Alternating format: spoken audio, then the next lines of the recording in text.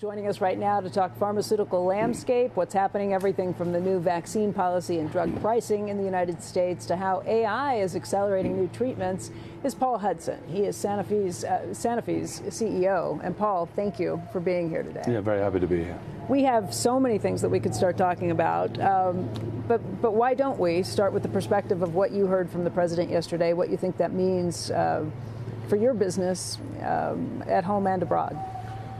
Well, there was a lot in the speech yesterday and in the conversations people had. You know, whenever there's these important political moments, I'm always left wondering, where does it leave us on healthcare? What do the rest of the team think? What does it mean for patients, for health inequity? We had great conversations with Dr. Oz and the administration around how do we make sure patients who need medicines get them, what could be improved about U.S. healthcare. Many of us have already spent time with the administration to get to a greater understanding of how we can work together. I'm encouraged, actually, by the energy for removing health inequity, and I think it bodes well for access to innovation, not least the US, but perhaps the challenge the president put down for Europe is also an important one. So, in terms of them paying more for some of their medications? I think we start with making sure people get access to medicines. A lot of people need them, and we're trying to do our very best to demonstrate our value, of course, but I think getting it on the agenda, I think that's important. Where we go from here, we'll see, but I'm very encouraged about conversations I've had with heads of state around health as a priority. I mean, it sort of gets lost sometimes, and it really shouldn't, given how many people need help. What the president was saying in his remarks on the stage here yesterday is that he's spoken to some of these countries, whether that be France or some of the other countries here, and said you're going to have to pay 200 to 300% of what you're paying now in order to make sure that it's a more equitable split between what the United States and other countries are paying. Do you get the sense that those countries are hearing that message and agreeing to it? I think there's a little way to go on the conversation, and I have to, pilot our own organization through some of this complexity.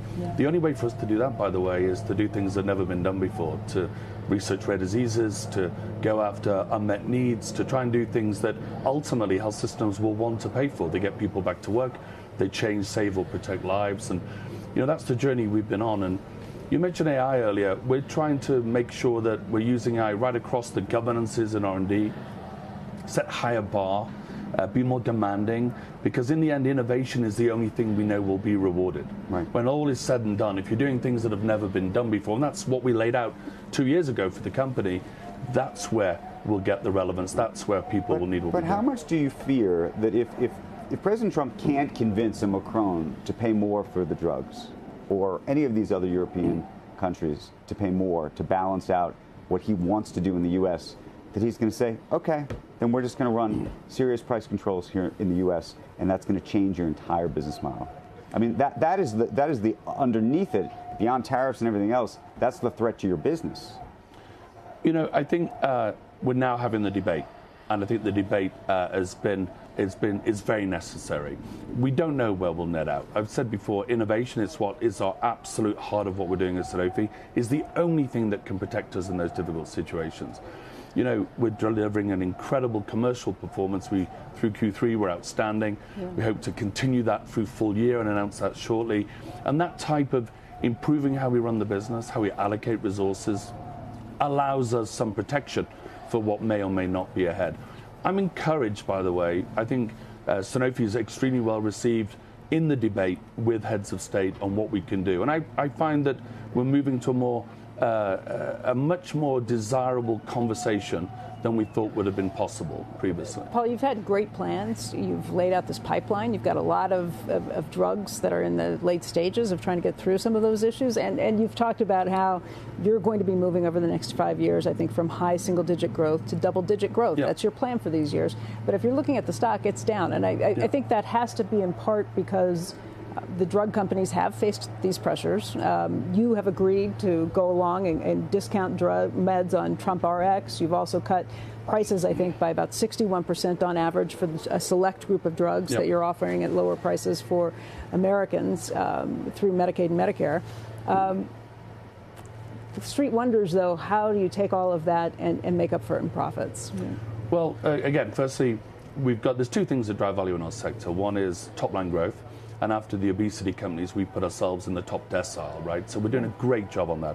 Secondly is pulling the pipeline through. And when you're doing innovative first-in-class, best-in-class, there's a lot of work to do. We've completely reinvented how we do R&D. It's not a fast job, right? Biology goes at its pace. But we're getting very close now to those readouts and the excitement around what it will mean for patients. So we have had a plan for 3, 4, 5 years, and now we'll find out exactly how well we deliver on the plan over the next 12 to 24 months. We're extremely optimistic as a company, and again, we're delivering superb performance. We need to make ourselves resilient. We need to turn the cards over in R&D. Internally, we would tell you we're setting a higher bar for patients and treating them any than we've ever set in the history of the company. So, you know, of course, a little bit of luck along the way, but we think it's the best way as the narrative changes globally, politically. I think innovation is going to come more forward into the narrative, and we'll be well placed for that.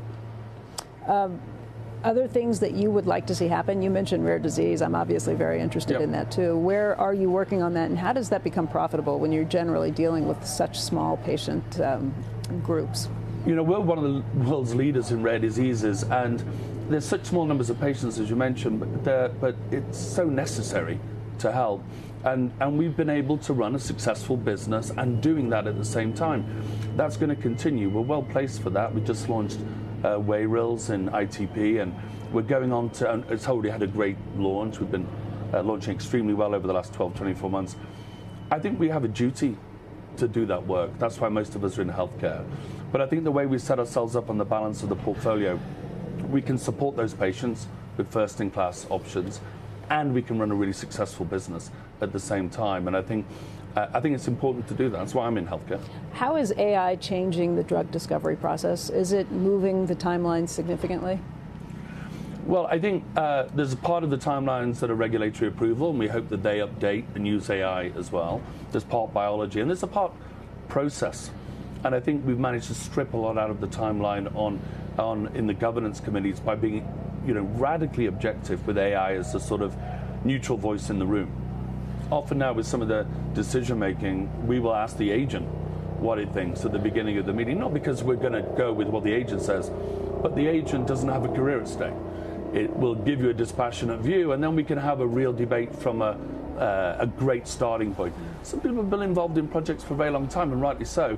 But we have to bring even more ruthless subjectivity into it. I think that's somewhere where the company over the last 12 to 24 months has really honed the AI contribution to the governance and decision making. And over time, it'll give more incredible medicines. It'll make us a bit more efficient, and the cost and speed will change. And that's good for everybody. We're very proud of that. I think we're one of the earliest adopters broadly in AI in pharma. And we, of course, you know, it'll have to show itself over the next 12 to 24 months. But we have some big readouts ahead of us. Everybody's feeling very excited about what we're doing. So, you know, we will see where we get. But I'm excited about 26.